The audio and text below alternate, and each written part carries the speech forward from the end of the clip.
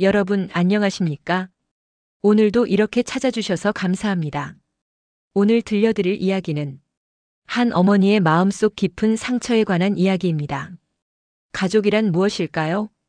평생을 자식을 위해 살아온 부모에게 자식은 세상 그 무엇과도 바꿀 수 없는 존재입니다. 하지만 그 자식이 어른이 되고 결혼을 하고 또 다른 가정을 꾸리면 때로는 부모는 점점 멀어지는 그림자처럼 느껴질 때가 있습니다.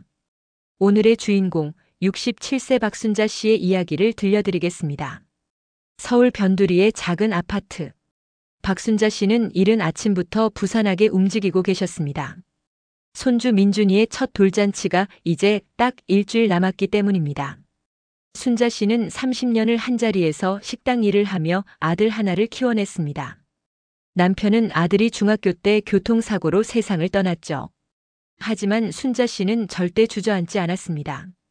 새벽 4시에 일어나 시장에 가서 장을 보고 밤 10시가 넘어서야 집에 돌아오는 그런 삶이었습니다. 그렇게 키운 아들 재훈이가 좋은 회사에 취직하고 예쁜 며느리를 만나 결혼하고 작년에 손주까지 낳았을 때 순자 씨는 비로소 자신의 인생이 보상받는 기분이었습니다. 드디어 내 손주의 첫 돌잔치구나. 순자 씨는 혼잣말을 하며 옷장 깊숙이 넣어둔 비닐 커버를 벗겼습니다. 그 안에는 한복 한 벌이 단정하게 접혀 있었습니다. 5년 전 재훈이 결혼식 때 맞춘 한복. 그 이후로 한 번도 꺼내 입어본 적이 없었습니다. 이거 입고 가야지. 손주 돌잔치인데. 순자 씨는 한복을 펼쳐보며 활짝 웃었습니다. 그런데 며칠이 지나도 아들에게서 아무런 연락이 없었습니다. 당연히 올 거라고 생각했던 초대장도 돌잔치 장소에 대한 안내도 없었습니다.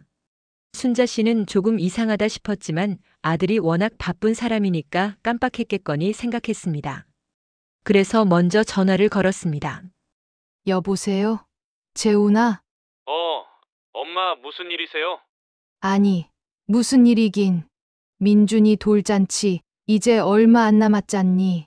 장소가 어딘지 궁금해서.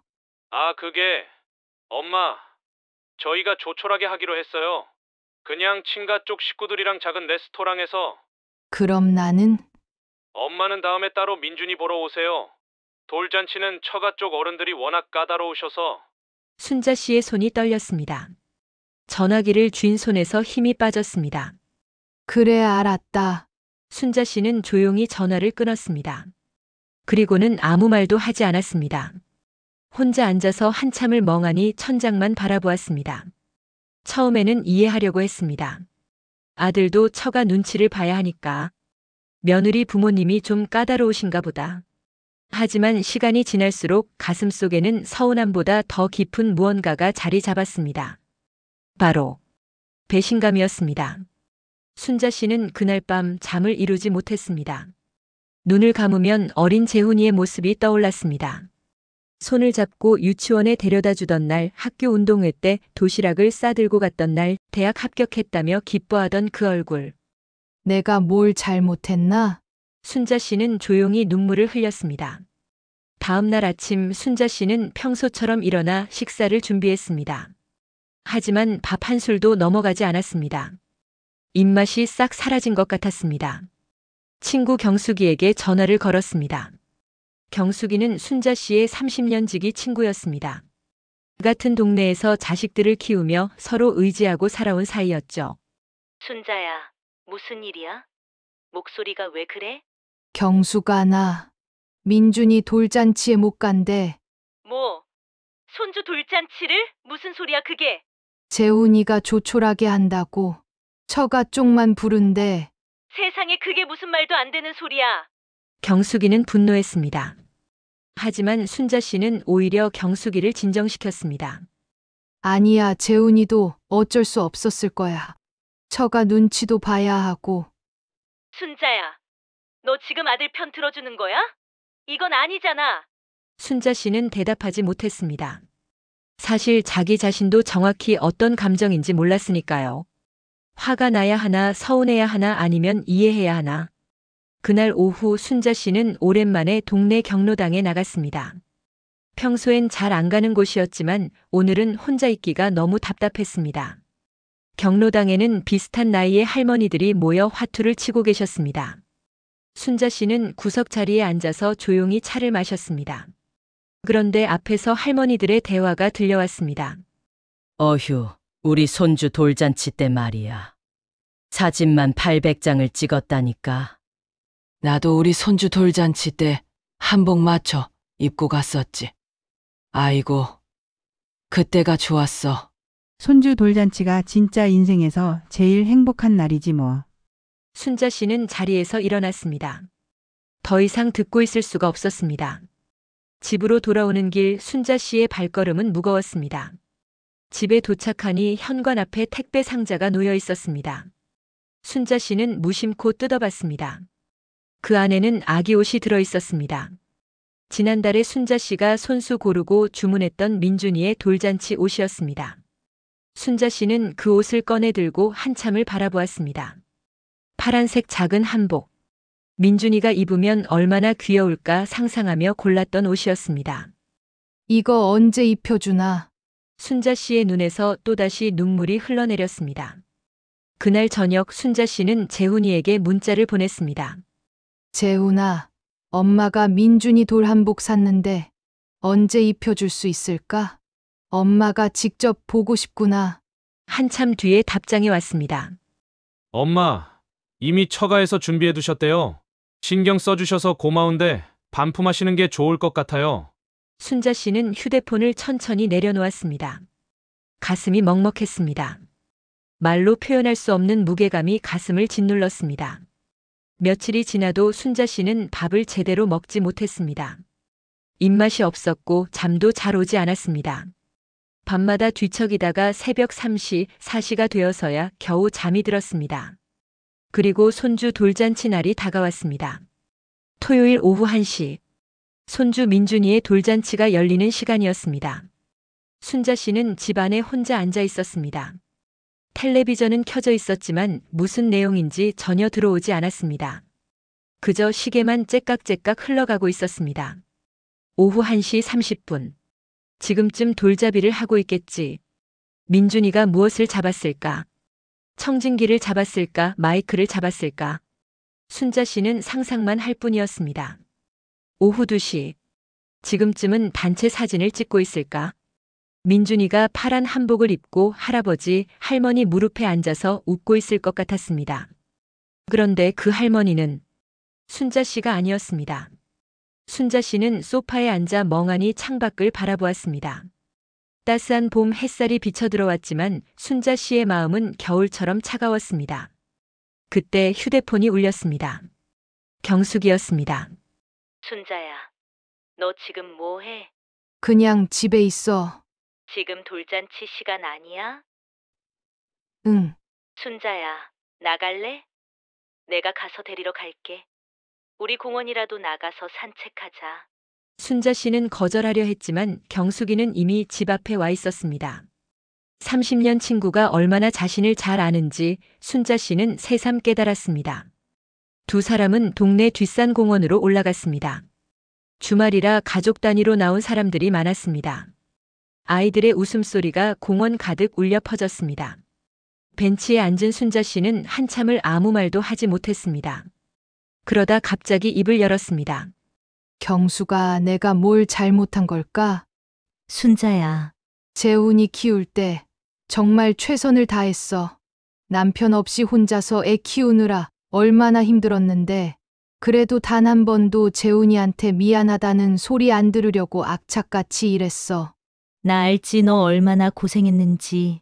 근데 왜 손주 돌잔치에 나를 안 부르는 거야? 내가 뭐가 부족해서? 내가 뭐가 부끄러워서? 순자 씨의 목소리가 떨렸습니다. 경숙이는 순자 씨의 손을 꼭 잡았습니다. 순자야, 너 잘못한 거 하나도 없어. 정말이야. 그럼 왜 이렇게 외로운 거야? 순자 씨는 그날 경숙이 앞에서 처음으로 소리내어 울었습니다. 참고 참았던 눈물이 한꺼번에 쏟아져 나왔습니다. 나도 손주 보고 싶어. 민준이 안아보고 싶어. 그게 뭐가 잘못이야? 경숙이는 순자 씨를 꼭 안아주었습니다. 말은 하지 않았지만 그 따뜻한 품이 순자 씨에게는 큰 위로가 되었습니다. 저녁 무렵 순자 씨는 집으로 돌아왔습니다. 현관문을 열자마자 텅 빈 집이 더욱 쓸쓸하게 느껴졌습니다. 그때 휴대폰에 카톡 알림이 떴습니다. 재훈이었습니다. 사진이 몇 장 전송되어 있었습니다. 돌잔치 사진이었습니다. 순자 씨는 떨리는 손으로 사진을 하나하나 확대해서 봤습니다. 민준이가 파란 한복을 입고 환하게 웃고 있었습니다. 외할머니가 민준이를 안고 있었고 외할아버지가 옆에서 웃고 계셨습니다. 사진 속 모든 사람이 행복해 보였습니다. 재훈이도 며느리도 처가 식구들도. 그런데 거기에는 순자 씨가 없었습니다. 순자 씨는 휴대폰을 천천히 내려놓았습니다. 그리고 조용히 혼잣말을 했습니다. 나도 거기 있고 싶었는데. 그날 밤 순자 씨는 옷장 깊숙이 넣어뒀던 한복을 다시 꺼냈습니다. 그리고 그 한복을 쓰다듬으며 한참을 앉아 있었습니다. 입을 일이 없어진 한복, 갈 곳이 없어진 할머니. 순자 씨는 그날 밤 긴 편지를 쓰기 시작했습니다. 재훈이에게 보내는 편지였습니다. 일주일이 지났습니다. 순자 씨가 쓴 편지는 아직 봉투 안에 들어 있었습니다. 붙일 용기가 나지 않았기 때문입니다. 그런데 어느 날 저녁 초인종이 울렸습니다. 순자 씨가 문을 여니 재훈이가 서 있었습니다. 손에는 민준이를 안고 있었습니다. 엄마, 재훈아, 엄마, 죄송해요. 정말 죄송해요. 재훈이의 목소리가 떨렸습니다. 순자 씨는 당황했습니다. 무슨 일이야? 왜 갑자기? 경숙이 이모가 전화하셨어요. 엄마가 얼마나 힘들어 하시는지. 경숙이가 재훈이에게 전화를 걸었던 것입니다. 순자 씨가 얼마나 상처받았는지, 얼마나 손주를 보고 싶어 했는지. 엄마, 저 정말 잘못했어요. 처가 눈치 본다고, 편하게 하고 싶다고. 그런 핑계로 엄마를 안 모신 건 정말 자식으로서 할 짓이 아니었어요. 순자 씨는 아무 말도 하지 못했습니다. 그저 재훈이가 안고 있는 민준이만 바라보았습니다. 엄마, 민준이 안아보세요. 순자 씨는 조심스럽게 민준이를 안았습니다. 따뜻했습니다. 포근했습니다. 그리고 너무나 소중했습니다. 민준아 할머니야. 순자 씨의 눈에서 눈물이 흘러내렸습니다. 하지만 이번에는 슬픈 눈물이 아니었습니다. 재훈이가 말을 이었습니다. 엄마, 다음 주 토요일에 우리 집에서 작은 돌잔치 다시 할게요. 엄마를 위한 돌잔치. 엄마가 주인공인 날로 만들게요. 순자 씨는 고개를 끄덕였습니다. 말은 나오지 않았지만 그 눈빛으로 모든 것이 전해졌습니다. 다음 주 토요일, 재훈이네 집 거실은 소박하지만 따뜻한 분위기였습니다. 돌상이 차려져 있었고 민준이가 파란 한복을 입고 있었습니다. 그리고 순자 씨는 그날을 위해 아껴뒀던 한복을 입고 있었습니다. 엄마, 사진 찍어요. 할머니랑 민준이랑. 그래, 우리 민준이랑. 카메라 플래시가 터졌습니다. 사진 속 순자 씨는 환하게 웃고 있었습니다. 민준이를 안고 세상에서 가장 행복한 표정으로. 그날 순자 씨는 깨달았습니다. 가족이란 완벽하지 않다는 것을. 때로는 서로에게 상처를 주기도 하고 실망시키기도 한다는 것을. 하지만 그럼에도 불구하고 진심으로 마음을 나누면 다시 가까워질 수 있다는 것을. 여러분, 오늘의 이야기는 여기까지입니다. 혹시 여러분 중에서도 비슷한 경험을 하신 분이 계신가요? 자식과의 거리감, 손주를 보고 싶은 마음 하지만 표현하지 못했던 서운함. 우리는 때로 가장 가까운 사람에게 가장 말하기 어려운 말들을 가슴에 품고 삽니다. 하지만 그 말들을 꺼내는 용기, 그리고 들어주는 마음이 있다면 우리의 가족은 다시 가까워질 수 있습니다. 오늘도 긴 이야기 들어주셔서 감사합니다. 여러분 모두 사랑하는 가족과 따뜻한 하루 보내시길 바랍니다. 다음 이야기에서 또 뵙겠습니다. 안녕히 계세요.